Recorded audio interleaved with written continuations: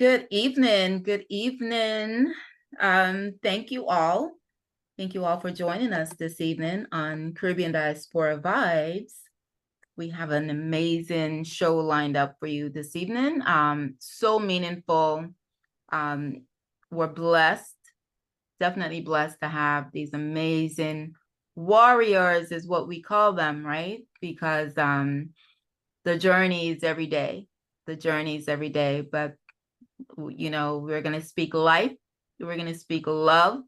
We're going to speak healing. We're going to speak blessings, all from the top of their heads to the bottom of their feet, from the north to the south, to the east and the west, all around these amazing, amazing individuals. Welcome, everyone. My name is Donna Morgan, and I'm the host of Caribbean Diaspora Vibes. I'm the president of Caribbean American Diaspora Alliance, president of Women of Kulture Incorporated, real estate broker of Florida Summer Homes Realty, and life coach at Inner Vibes Consultant.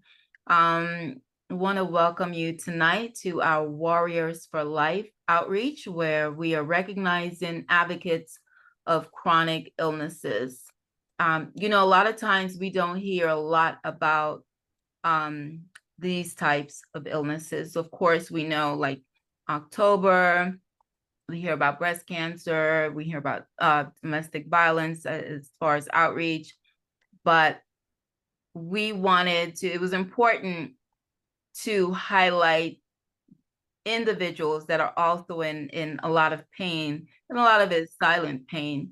We wanted to take the time to do this. It's not even, there's no month for it. This is something that we just brainstorm with my amazing team partner, Casey. And we said, you know what, let's do it. Let's bring the voices to the table and recognize you guys. I want to say hello to Dr. Arlene Adams, who's one of our co-hosts on the show. I'm glad that you could make it tonight, Dr. Arlene.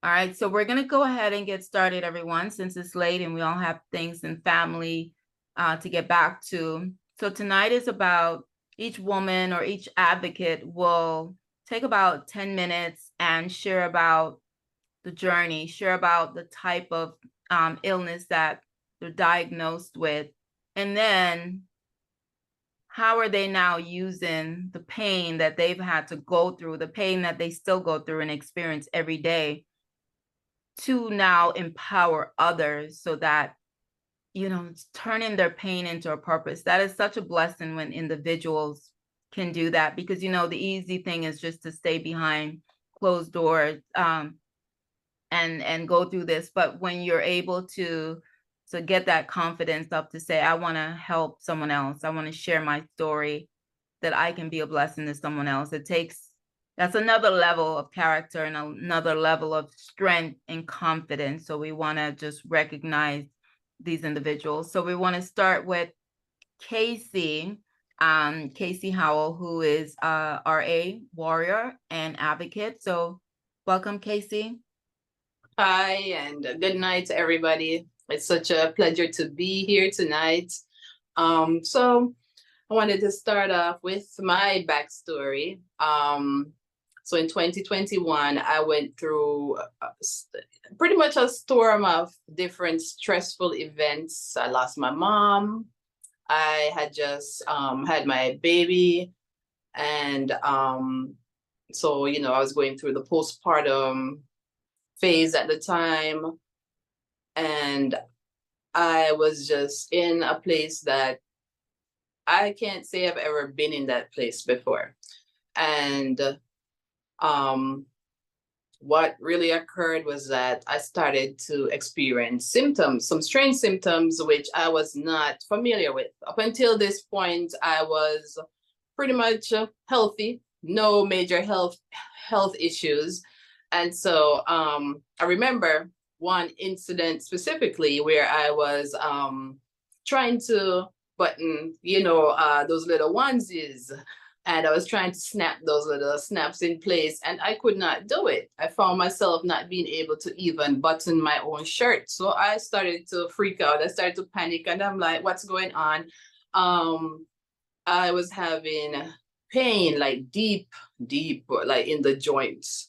And I remember even trying to breastfeed, and breastfeeding was extremely painful.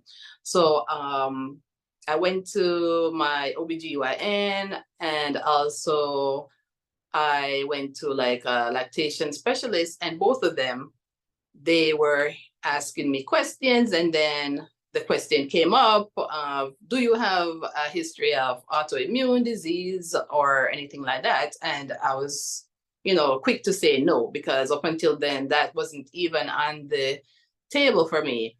And so eventually the symptoms went on, and I went back to my OBGYN. I told her what was going on. She did a series of tests, and long story short, I was diagnosed with rheumatoid arthritis.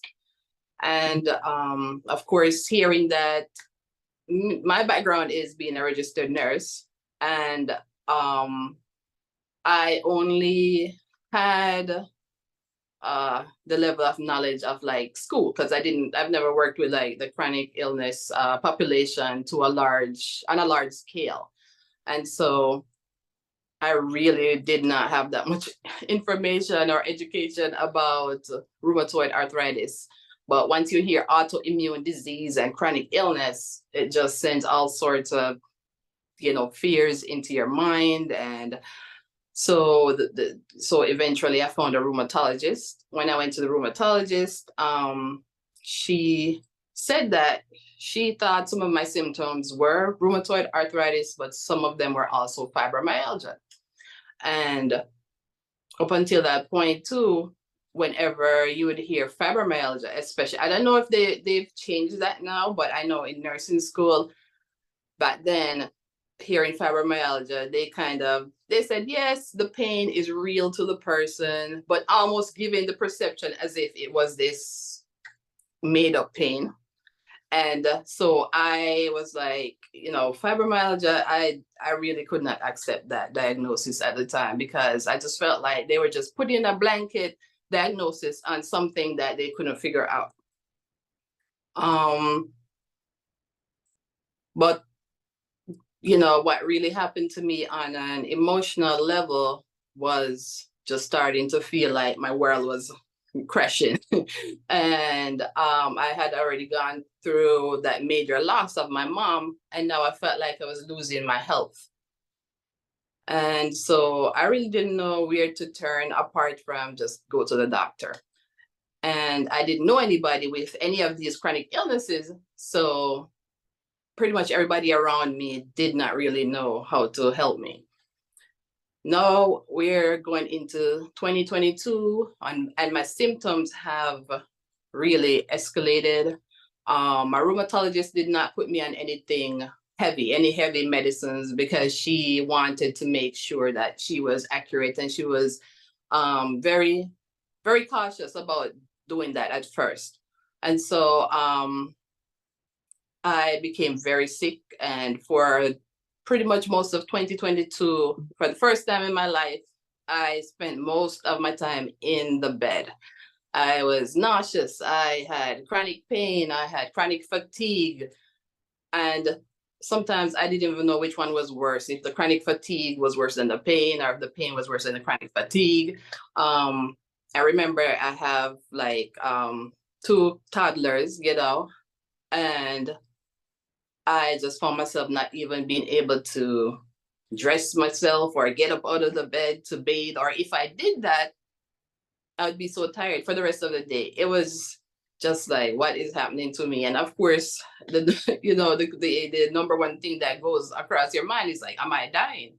And so I started to research alternative options, and I found one of those IV vitamin infusion places. And I remember just going there like every 2 weeks, sometimes every week. And it would help.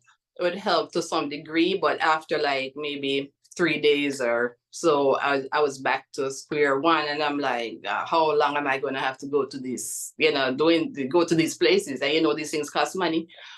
And eventually my doctor put me on what is called biologic, and it suppresses your immune system. And that was very scary because now you're susceptible to catching viruses and other illnesses that could make your symptoms worse. Eventually I did take the medicine, and I felt worse. So I remember just hitting the wall and just being in a dark place. And my husband heard me saying some things that he had never heard me say. I believe I was saying something like, if I have to live like this, then what's the point of living? And he said he started to do some research, and with the results of his research was that he found an RA coach, which I didn't know those things existed. And that started my journey with getting an RA coach. She taught me about, just because her pillars are faith, food, and fitness.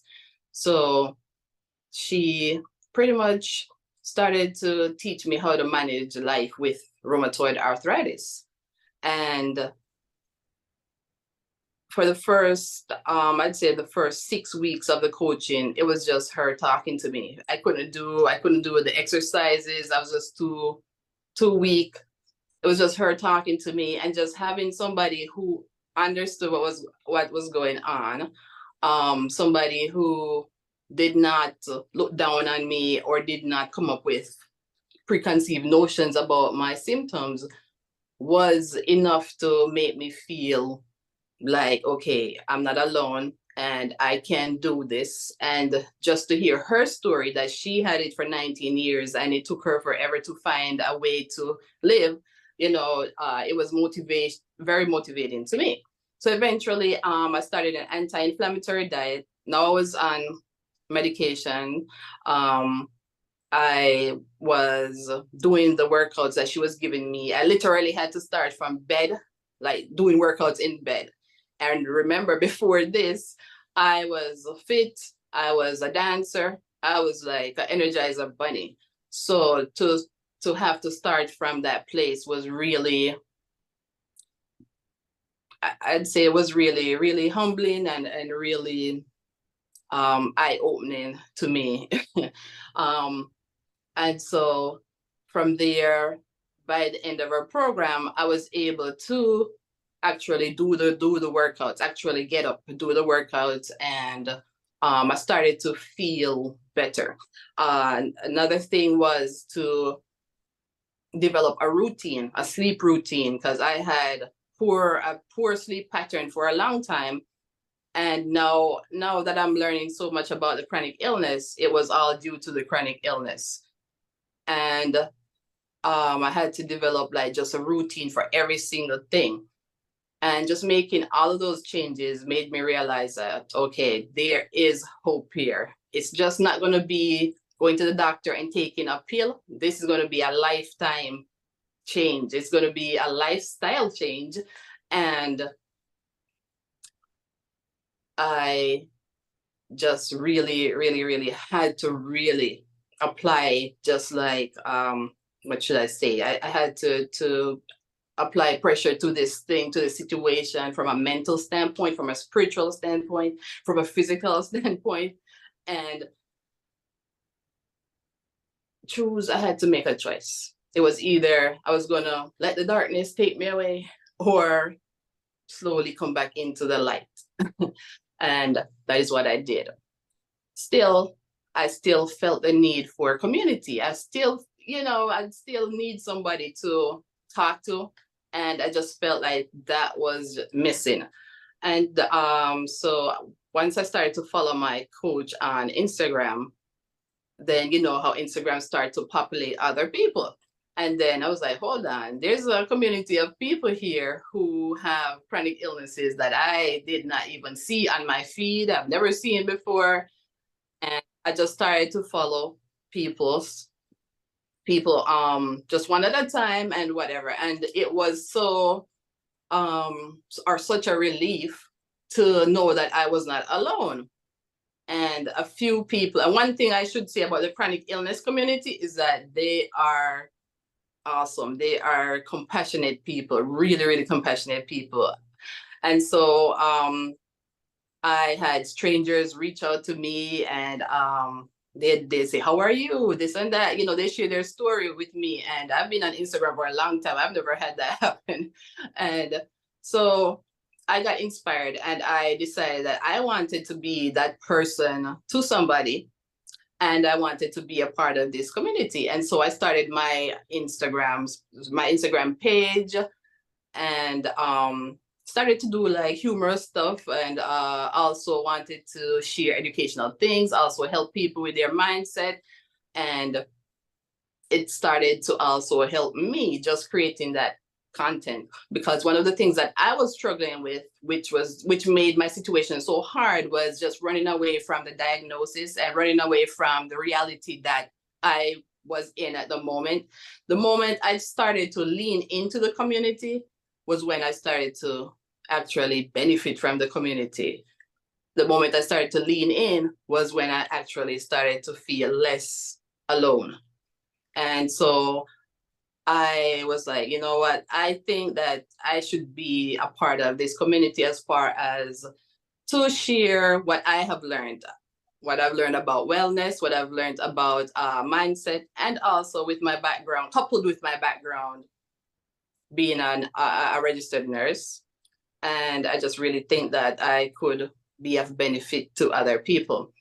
And just being on this platform, on this platform in this way, you know, as for in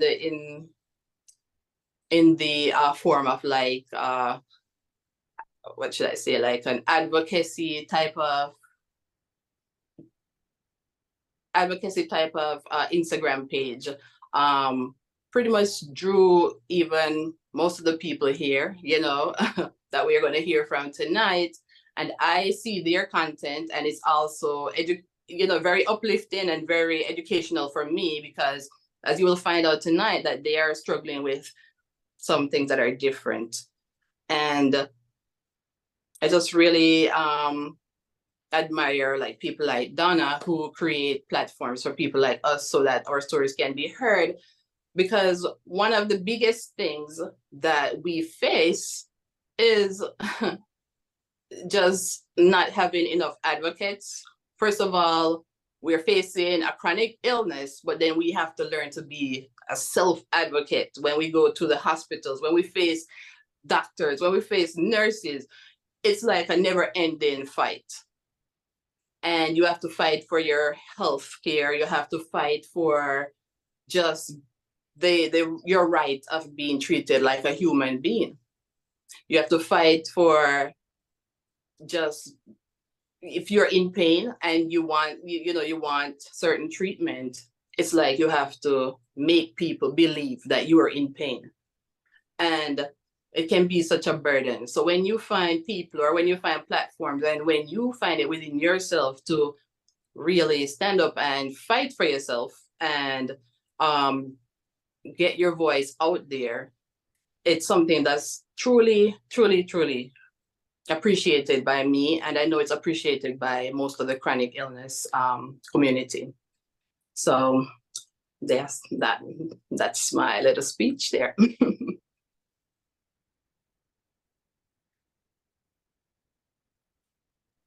Thank you so, so much. I've seen you, we've been there. Yeah, just getting out of bed. So I am so excited to see you smile, to see you in a happy place. I know there are days, but I'm just glad for you and the family. And we should say that rheumatoid arthritis is an autoimmune disease that attacks tissues near joints and other body parts. Thank you so much. All right. We're gonna move to our next warrior. And how about we jump over to Jewel? But before I jump over, we want to let everyone know that our sickle cell warrior, Shaquanza, she's actually experiencing a crisis today for the last couple of days. So she's unable, she's not physically well right now to share with us. So she sends her love and we send our love to her. So let's hear from JEWELINE, who is a Cushing disease warrior and advocate. And I know majority of people are going to say, well, I've never heard of Cushing's disease. So enlighten us, Jewel. Yes, so my name is Jewel. On Instagram, I go by the lipedema Cushy. And I have Cushing's disease. Cushing's disease is hypercortisolism. So in my case, I had a tumor on my pituitary gland that was overproducing a hormone that caused my body to produce more cortisol.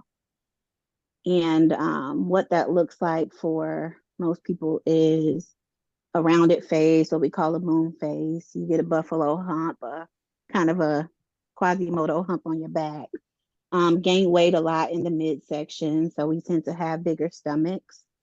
It can cause depression, high blood pressure, and a lot of these type 2 diabetes and anxiety and depression, because cortisol is our stress hormone. So it's like our bodies are in constant fight or flight at all times.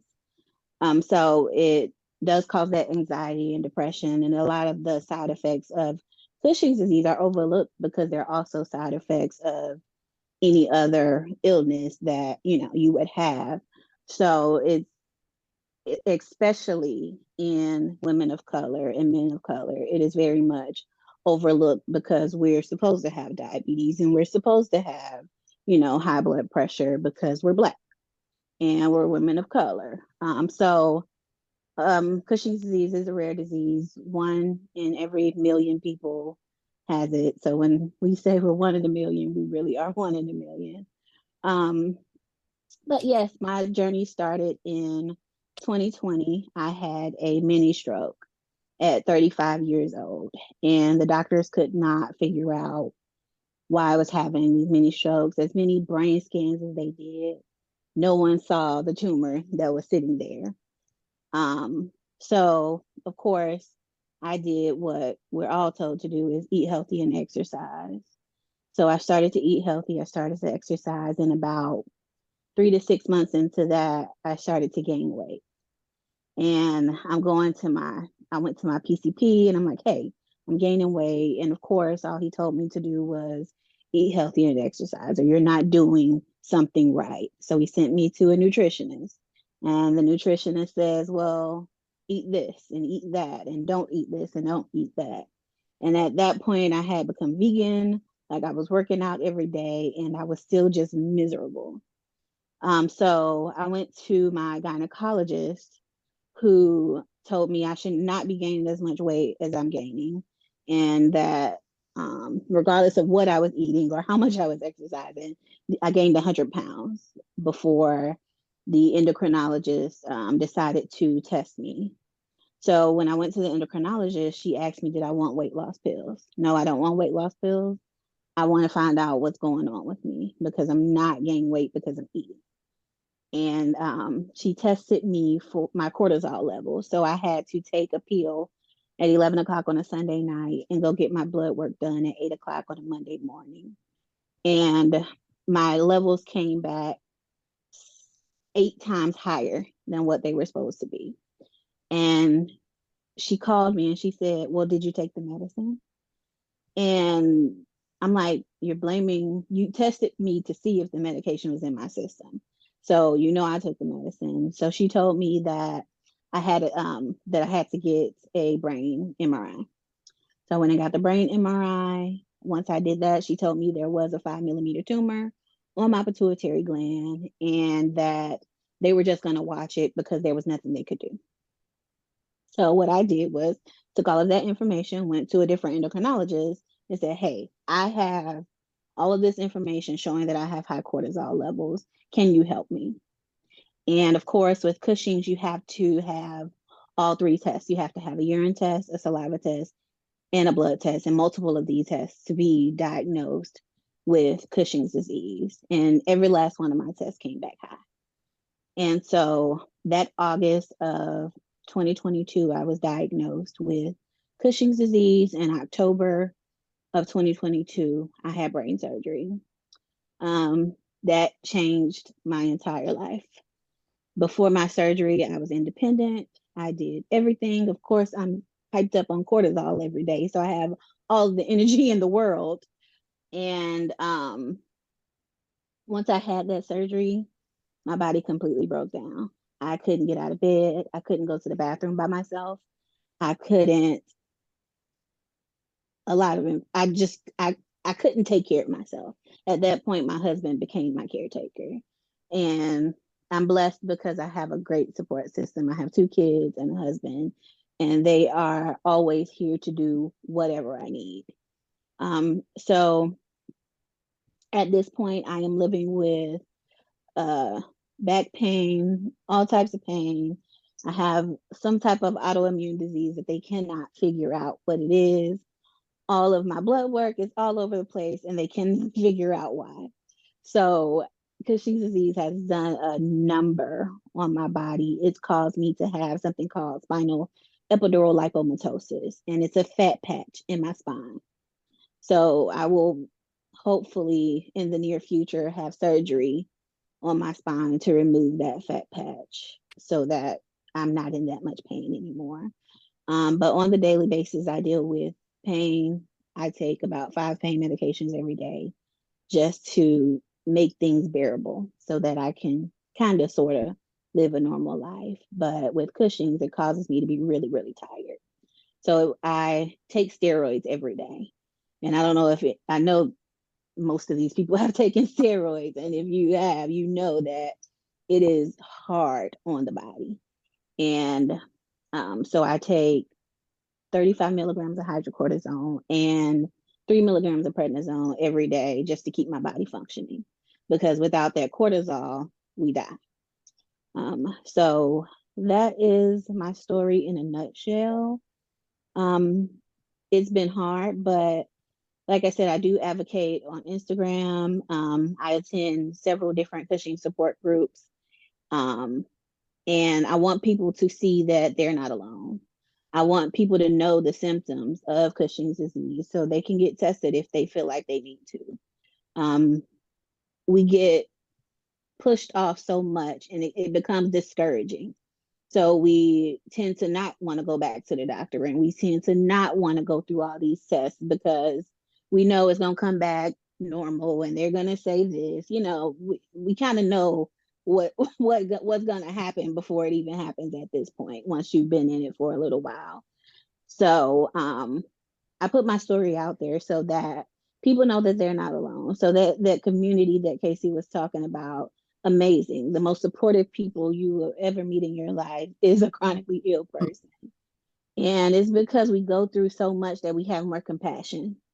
We know that although you may look completely normal, you might be in so much pain, or you might be having a nervous breakdown on the inside because it's just so much to deal with. And even as advocates, we have our days where it's just too much, and we depend on our community to lift us up, and they do. So that is the good part about being an advocate. I want to bring more awareness to Cushing's disease because as rare as it is, I believe that it's underdiagnosed. Yeah. And it just looks way too common for someone to be diagnosed with. And I think my lucky star is that I was able to get diagnosed and get that tumor removed, but there is no healing time. There is no when when you get back to normal. Some people go back to normal, some people don't. Not everyone with Cushing's disease has all of these side effects. Some of them go away. I was a lucky one, and I a side effect of Cushing's disease is type 2 diabetes, but I didn't get type 2 diabetes until after I had my surgery. And that's when my diabetes set in. I had high blood pressure prior to my surgery. Now I don't have high blood pressure. So it looks different in everybody. And even with Cushing's disease, you can go into what's called an adrenal crisis. So if your cortisol levels get too low, it will start to break down your body. So my first symptom is I get really emotional. So I just start crying for no reason. And then I get really tired. So you can physically see fatigue. I can't talk anymore. And that's usually when I go to the hospital or you have to take extra medication to get those cortisol levels back up. But it takes days to get back to a point where your levels are normal. So that is why I advocate for Cushing's disease. People need to know about it. We need to get it out there so that people are getting tested for it, because it is a very deadly disease. Thank you so much, And Jewel. thank you for having me on here. You know, like I mentioned earlier, I had never heard of Cushing's disease. So I had to research it. And yes, increased ACTH levels, which gives excessive cortisol production. So that means like stress. So you're just like on this high, and your body is just receiving an extraordinary amount of stress signals. Colored stripes, abdominal stretch marks, pendulous abdomen, bruising easily, or just some of the, of course, weight gain, some of the symptoms. But wow. So have you met others with Cushing's? I have. Okay. I attend, like I said, a few support groups. They're mostly women. There are a few men that have it. Mhm. But I know of about maybe 3 or 4 women of color that have it. Is the stats, is it prone to women of color or people of color, or is it just No. across the board? Okay. Only Jesus, I just posted the statistics. So the Okay. statistics of breakdown is on my page. There was a survey that came out, Okay. and I do have those on my page. Okay. And please tell us, and when we wrap up also, we're going to make sure everyone lists their Instagram or whatever page that you have. What's yours, Jewel? It's at the Lipedema Cushy, and that's spelled THELIPEDEMA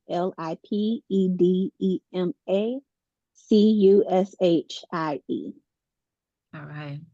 Thank you. And we'll have you ladies to send me, so I can also just copy and paste that on our Facebook page too. Thank you so much for sharing your journey and your work about Cushing's disease. We're going to move on now. We've got 4 guests tonight. Our third guest is SHEDRICA, who's our lupus warrior. Thank you. Thank you for joining us. Thank you so much. So a little bit about my story. I was diagnosed with lupus, to me, fairly young. I was only 20 years old when I got my diagnosis.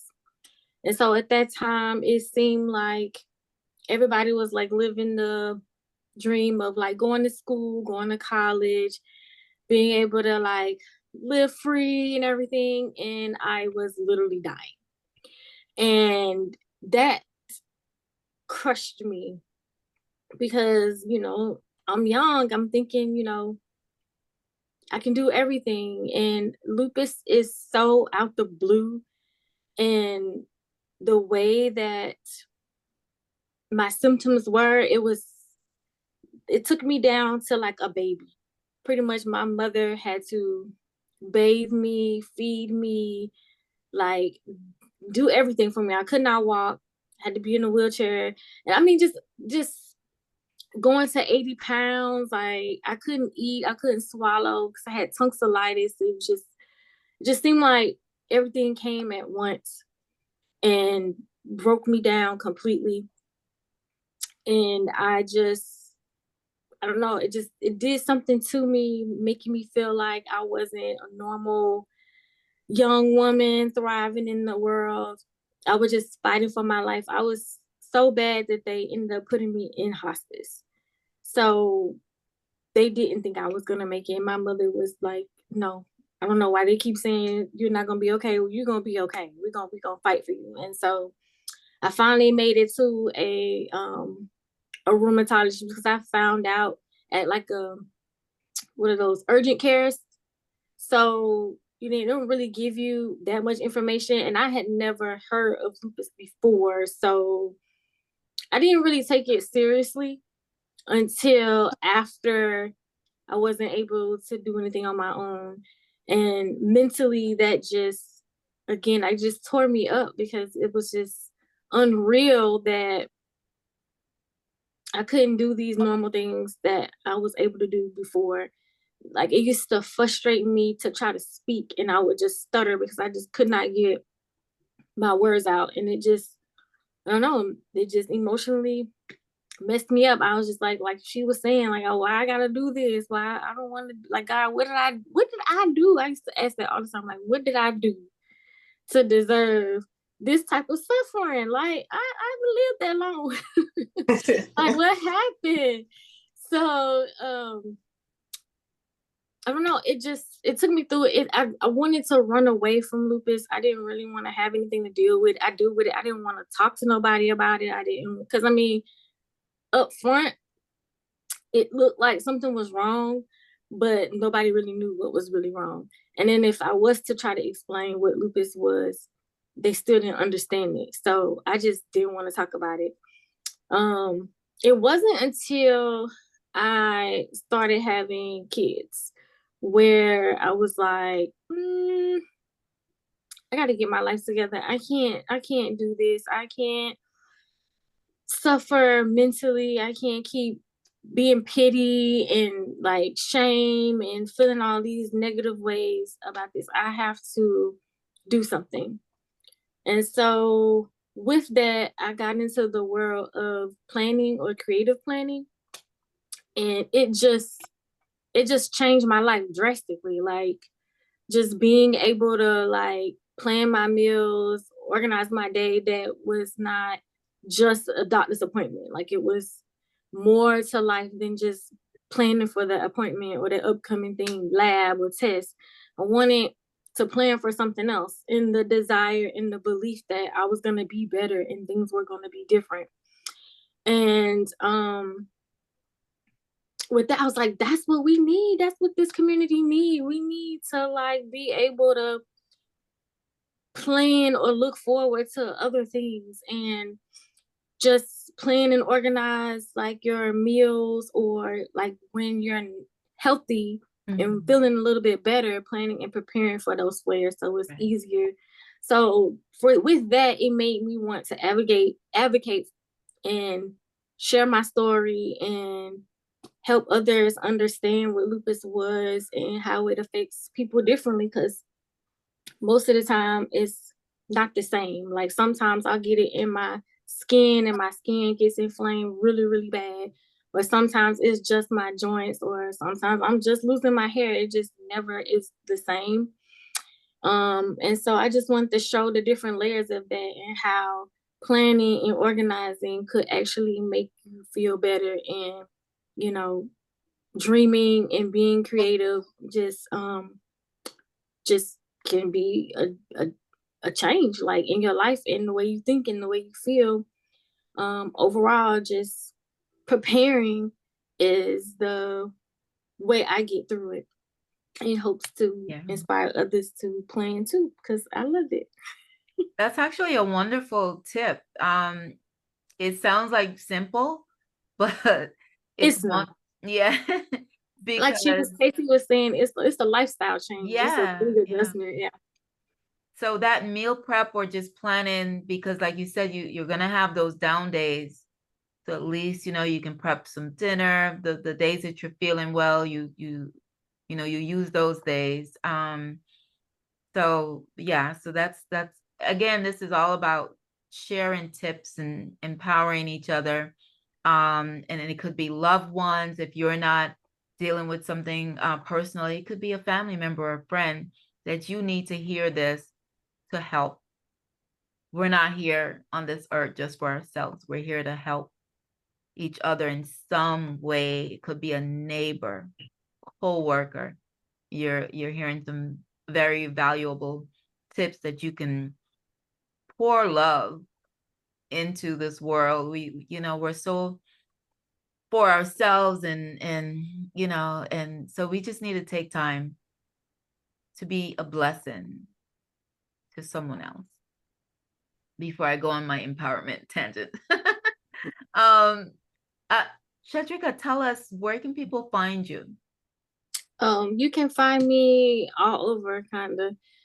Facebook, TikTok, Instagram, YouTube. I have like a YouTube channel that's just strictly on how I plan and organize my meals and how I decorate my planner. But I just went digital, so it's a whole nother level, and I gotta figure out how to do that. And I'll just put that on at Loop Speaks platform. Okay. I also have a podcast, which is Lupus Speaks Podcast. You can listen to that on any other podcast platforms. Yes. And okay, so and you'll text me too, and whatever you all text me, then I'll share it on our pages also. I wanted to read a quick facts about lupus. Lupus is a chronic autoimmune disease that can damage any part of the body. While anyone can be diagnosed with lupus, 90% of people with the disease are women. We've actually had two male lupus warriors on women of color 2 to 3 times more likely to be diagnosed with lupus and have worse symptoms. On average, it takes nearly 6 years for people with lupus to be diagnosed. And the symptoms can range from mild to life-threatening, should be treated by a doctor. And it impacts various areas of the body. Nervous system, heart, lungs, kidneys, reproductive system, blood, let's see, eyes, musculature, skin. Yeah. Thank you so much, Shedrica. I'm so proud of you that you're tasking on just planning for those down days and to help others and sharing your pain, taking that pain and transforming it into purpose. God bless you. Thank you. So we're going to our last person that we're going to hear from, and we have a few guests on the line, and we'll reach out to them and see if they want to say a quick something. And we're also going to encourage you ladies and gentlemen listening. This does not have to be a once a year something. You reach out to me, let me know if you can find me individuals that want to share their story. We can incorporate it in the schedule, whether it's monthly or bi-monthly, 1 hour, like we're doing tonight. We can't wait around and say once a year we're going to do this, really. So I will personally make a slot and carve out on one of my Wednesdays. If you all have people that are coming to you and say, hey, we want to share our story. All right. So I just want to put that out there. So we're going to now move. Our last person recognized for tonight is SHAMEKKA MARTY, who's also a lupus warrior. And we're going to hear how she is turning her pain into purpose. Welcome, SHAMEKKA.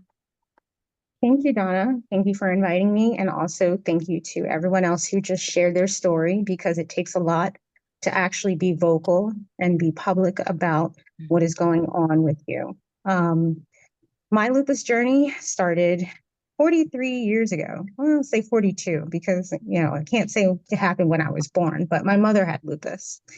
And so she was diagnosed before I was born. And in addition to that, my mother took in my grandmother, who had severe rheumatoid arthritis that left her bedridden for the last 20 years of her life. So it was us and my little brother. And at the age of 10, I started to be the caretaker. If you know the medical system, especially if you have Medicare, Medicaid, which my grandmother did, it started out with, her having a lot of help to restrictions on the insurance going lower and lower and lower. And if my mom was tired or sick, the person that would have to sub in would be me. So I've been on each end where I was the caregiver as a child and doing things and learning how to drive at 14 so I can take my mother to her doctor's appointments. And she was the type that was not vocal, not even to me and my brother, just to let me know like what hurts. It was just do this, do that, help mommy this way, go help your grandmother. Had to cook 3 different meals, a meal for her, a meal for my grandmother because she had a cardiac one. She also had a triple bypass and a mechanical valve in her heart. And then one for me and my brother because we didn't want to eat like liver and turkey. Right. So it was very stressful. But I let that mess be my message because before I was diagnosed, I utilized everything that my mother taught me and everything that I went through to advocate for her. So when anytime a walk came up, I was doing it in her honor. And I was diagnosed with lupus later in life when I turned about 30. And it was something that every year I asked my doctor, please test me. I know the stats. I'm likely to get it because I have autoimmune disease in my family. I also have an aunt that has MS. I just want to be proactive. You don't have it, you don't have it, you don't have it. I'm like, okay, there's something wrong. Things are going crazy. Now, not only do I have lupus, just to let you know, I have a total of 12 different autoimmune diseases, rheumatoid arthritis, Sjögren's syndrome, Raynaud's, vasculitis, scleroderma, Crest syndrome, mixed connective tissue disease. The list goes on and on. Trust me, I do not want to win an award for having the most autoimmune diseases. But when it started, it was, okay, my joints are hurting. Okay. Then it was, my back is hurting. Then I lost feeling in my tongue. I could chew, but I couldn't taste anything. And I'm like, okay, going to, you're putting out fires. You're going to one doctor, they're saying it's this. You're going to another doctor, they're saying it's this. And I requested again, my primary doctor. I'm like, I know you did the test last year, but I think there's something wrong. There's nothing wrong with you. Stop wishing lupus on yourself. And I'm like, I'm trying not to. I really am not. But there's too many things going wrong. And then I had a rash. And they're like, oh, well, you're just allergic to something. Then my glands were swollen. Oh, now you have some sort of allergies. And I'm like, okay, something's not right. Fine, I'll entertain this.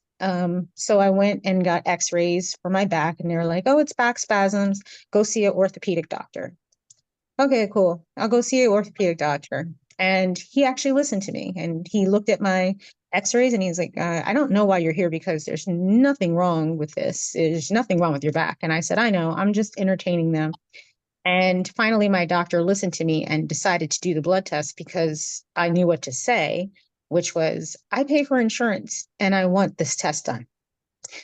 And they couldn't deny me at that point. And they could, but they didn't deny me. So while that was being ran and I was waiting for the results and I saw the orthopedic doctor and he said, explain to me exactly what you're experiencing. I explained to him and I said everything, not everything that was happening my back. I was like, I can't extend my arms. I can't even hold a brush. I can't hold my toothbrush, nothing. I can't. I just feel like somebody secretly beat me in my sleep. And I'm very tired. And he said, you know what? You sound exactly like my sister who has lupus. And I'm like, so funny you say that because that's what I think it is. And he said, I will call your primary care doctor and talk to him about it. But by the time I got to my car, I got a call back from my primary care physician and they're like, oh, well, you got it now. And I said, oh, I do I? Okay. great. And you're like, we'll give you a referral to a rheumatologist. I think it was a little bit different for me than most people because I've had the experience and I knew what to look for. And it's not like that. No two lupus patients, as you just heard, are alike. Everybody experiences different things. I've had a mini stroke that was in 2013. I suffered with extreme kidney chronic illness failure. I just had a kidney transplant earlier this year in February. But prior to that, when your kidneys start failing really bad, you gain a lot of water weight. So it would be, my legs look like tree stumps and I can't walk. And I love to travel. And it would just exacerbate once I got on a plane and make me explode. And I'm the type of person that I saw what they went through. They were always depressed, my mom and my grandmother. They were very sad. They let the disease beat them up. And I'm like, what's missing from this equation? Let's turn this into something else. And I try not to let it stop me. I know my kids, two of them are at least on listening, and they are phenomenal. My support system, my husband, my kids, my family, they make sure I'm okay, but they know I'm a fighter and I am a planner. I'm a project manager, both professionally and personally. So I'm always trying to think ahead. I'm always looking up the latest. And because of my insomnia, because I take prednisone, I'm always looking up what is something alternative to do, because I don't believe that all of the medications that are out there are well suited these days. It's not a lot of medical research done in lupus, whereas we're still utilizing things from 20 years ago. There's got to be some sort of change. So even though my kidneys had failed, I was never on dialysis. I wasn't on dialysis because I researched that you could do stem cell transplants. I had to pay for that out of pocket, but it kept me alive because I feel as though dialysis is an old way to treat things. Yes, it helps keep you alive, but it also really wears and tears on your body in the process. And I'm always looking for something different. In addition to doing the biologics, doing the infusions, the chemotherapy, I had lost a significant amount of weight. I got to the point where I couldn't even eat. Even if I drank water, I was throwing it back up. After my kidney transplant, I got down to 88 pounds. I've been through a lot, and I'm not only an advocate for lupus, I'm an advocate for chronic illness, invisible illness, because people look at me and it's hard for them to take me seriously because I try to make sure I keep myself together, especially when I'm out. I don't have to look the part in order for you to take me seriously. And when people forget that, like, I need something visible, I need a cane or I need a wheelchair to validate my concerns. Even my doctor's always the first thing say, you look so good. And I'm like, I'm going to say thank you, but I want you to take me seriously because I have a list that we're going to go through today. And I don't want that to deter you from taking me seriously when I ask for a specific test. And then that test it usually does. It'll validate and say like, oh, well, she's pretty sick. I don't need to carry my medical records around. And I feel as though right now, when we're in the digital age, I advocate by making things funny. I show every day. I get my labs done every week. I'm showing you like, hey, the vampires are after me, like making it fun, making it inclusive and relatable. And I get messages from people around the world, from Australia. I've had someone from Belgium message me and say that they've seen my content on TikTok or on Instagram. And that's what drives me to keep doing it, because people aren't talking about it. How many times have you heard, I've heard of lupus, but I don't know what it does. Or I knew someone with lupus and they were fine. They probably weren't fine. They were probably the type that kept to themselves. And we need to talk more about it, talk more about our issues and what we experience, not only to help other people not feel alone, but for change.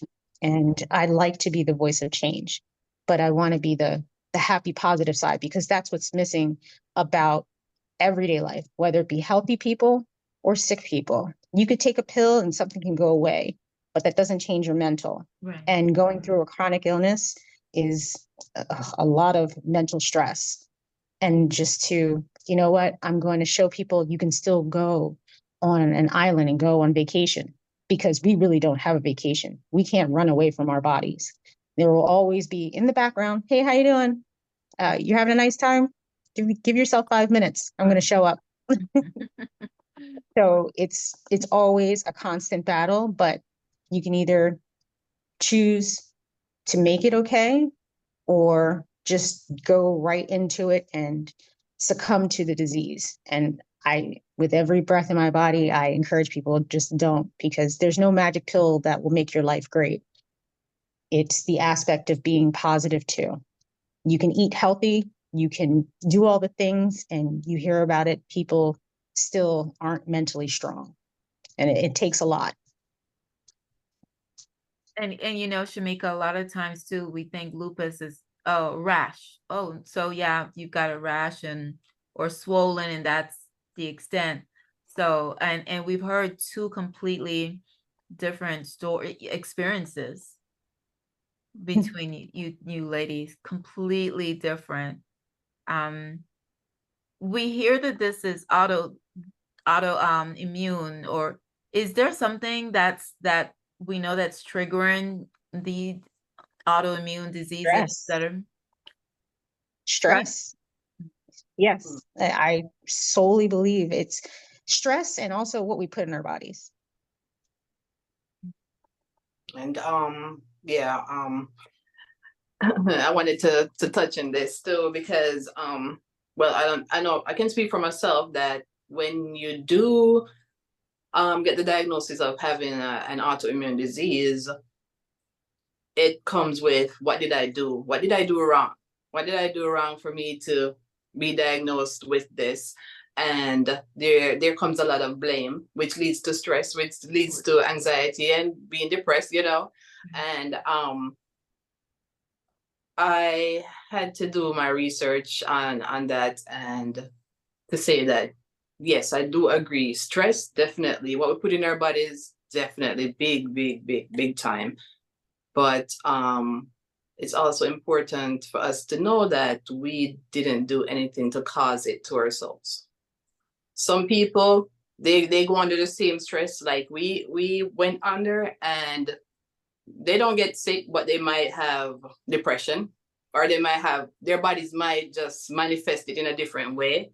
For us, because of our genetic makeup, or because of heredity, then it comes out in this form. And so now we have to deal with it. But yeah, for me, that was like a thing where I was like really hard on myself about like, what did I do wrong to cause this? So yeah. Yeah, well, you know, thank you, Casey. We know that we are living in a much higher stress. It seems like every year, you know, the stress is on so many levels. You know, so I can see where the rate, let's say from 10 years ago, as women, men and women, we just have a lot more on our plate as human beings than before. Plus, the food that we're eating is not the same food that we were eating 10 years ago. So 20 years ago when we grew up, things like that. So it is a lot of addition. And then you add genetic makeup, which is like a predisposition. Then of course, dealing with it and having to go to the doctor and have people look at you like you're just trying to get meds and nothing's wrong with you, because you, like right now, you all you ladies look completely, there's nothing physical that someone would look at you and go, oh, okay, something is wrong. So you have an additional layer to overcome, because yeah, if we don't say what the show is about, looking at you, you're just, oh, they were just talking about, you know, career or something like that. So that makes it more frustrating. I understand. And I've heard your journey, Casey, you know, what you have to deal with. So I'm so proud that you all were able to come on to share, because there's a lot of other individuals that are dealing with this, or just getting diagnosed with this, not knowing what to do, how to cope, who to talk to about it, because yeah, you feel alone. And I'm so thankful that you all are teaming up together to advocate in your different ways. I know, so you all are on, I do have a colleague of mine, if you have questions, she's not on tonight, but questions, she's a pharmacist.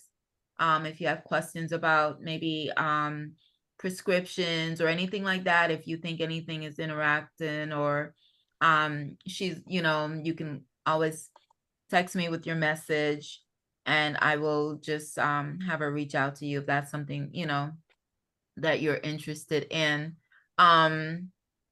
With that, I do think is there anyone on Zoom that wanted to come on real quick to say something?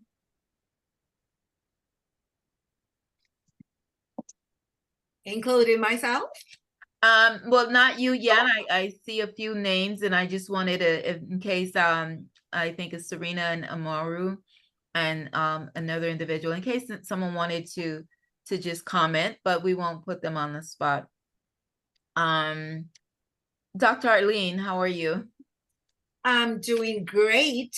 Just listening to these amazing women who got a place in our path to allow us to see that even through their pain, just Sister Shedrica, the platform, it's just amazing. And listen to our beloved Casey here, know a little bit about some of the journey, but not that in details. But just listening to these awesome women. I have worked with patients in ICUs.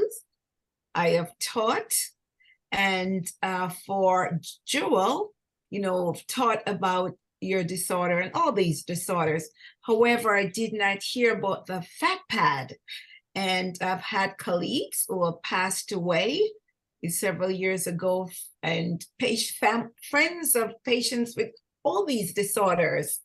And I just thank God for you that, you know, when I hear about the food planning and the creative strategies, I say, yes, God, you're working through these women to be the voice to the hundreds of others who don't know where to go, what to do, think that they're all alone in their distresses and their chronic sorrows. And they see that you are, turning the page. You are turning this around into something that is positive. And I know it is but God working through you. And as I listened to the ladies, I was, you know, in literature, it talks about the percentage of those who have chronic illnesses in the family, and from one generation to the next, how it spins off into another disorder. And I was listening to SHAMEKKA, and I said, gee, I teach all those diseases, but I've never, or disorders, and I've never met anyone with more than 3 combined. And when she said she has this, and I said, wow, can you imagine what the pain syndrome that this poor lady goes through with all those disorders? And I said, are you living in Florida, SHAMEKKA? No, I hope where you live is warm, because it is warm. Okay, good. God, give her some sunlight for when those pain comes. Yeah. So, you know, it's a blessing. Yes. You know, for what you all are all experiencing, there's no words, right? There's no words. And to look across and see the smiles and see the faces, and but hear the pain, but God. Yes. It's so with that, we're gonna wrap up. Unless you all have any any last minute comments for anyone? If Yeah. if anybody wants to leave us a social media handle, because I know people are going to want to reach out, because you bring so much to the table of life, the table of life, right? You bring so much to the table of life where people need to hear from people like you. Don't give up. There are people right now that are like, you know what, I'm done with this. And to look across and to see you all looking so beautiful and so put together, but then to hear your story, I know you've definitely uplifted people tonight. Casey? Yeah. So one thing I'd like to say, and I saw it displayed here tonight, is that all of these women have been authentic and they've kept it real, but they also show that keeping it real does not mean that we can't be positive. We can't turn a situation around. And it does not mean that we need to gloss over things and say, oh, I did this and this and this, and now I'm fine, now I'm healed, right? So we can be positive. We can still move forward, even though we know that maybe tomorrow one of us might be in the bed in pain. Right. But we know that it's a continuous journey then. And one thing I wanted to say about rheumatoid arthritis is that there's a big misconception that it's only arthritis. It affects every part of our bodies. And another thing I just want to say is just thank you all. I mean, I've learned a lot from just following these ladies on their IG page and learned a lot about even my own condition. I've learned a lot about their condition, and I've like even learned so much just by being here tonight. So just thank you. Thank you. God bless. Dr. Arlene, I see Amaru. Did you want to say something real quick? Yeah, I did. Hi, everybody. I'm SHAMEKKA's son. So what's up? Hi. Through listening this time around, you know, I've listened to my mom do several of these now at this point, but this time around, I think it helped me realize that if you don't talk about it, you may not do anything to take it into your own hands. I was kind of like my grandmother, my mom's mom, who wouldn't. I'm not the type of person to talk about it. I don't think I would have, but hearing everybody this time around, until they started talking about it and opening up, that's when they started being able to take it into their own hands and not just leaving it up to the doctor who, you know, that we know they don't really have that much information. Right. But being able to take it into your own hands and do something about it for yourself, I think is the most powerful part. And that's what I learned today through this conversation. So appreciate that. Thank you. Thank you for taking care of your mom, who looks like your sister, by the way. Let me just tell you. Yes. Thank you so much. God bless you. I mean, like I said, we are here. So you all just reach out to me if you, Casey, I know you're the lead on this too with the contact. So if you feel like you've got, you know, we want to do once a month, we have four individuals. That's a nice good time for everyone. And we just share, because I think this is a blessing, and I think it helps, and it helps you, and it's helping someone else. So we're all about that. So I appreciate it. I think Dr. Arlene, did you want to wrap up with a quick prayer? Awesome. I do. Let us go to the throne of grace.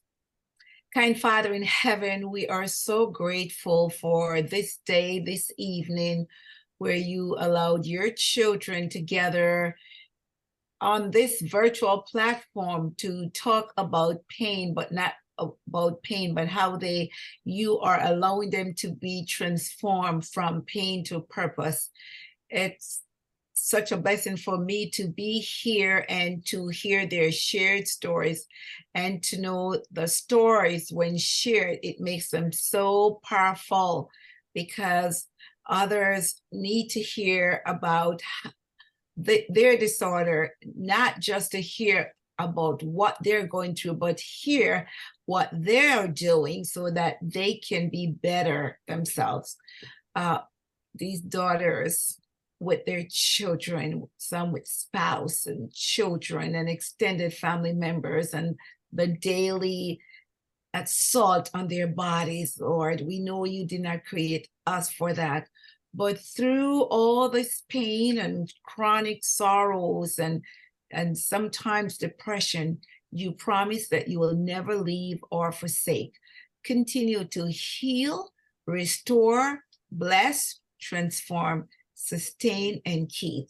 Bless the medical community, Lord, that they will invest more money, they will show more interest, they will just band together and know that it's good work that they're doing for your people.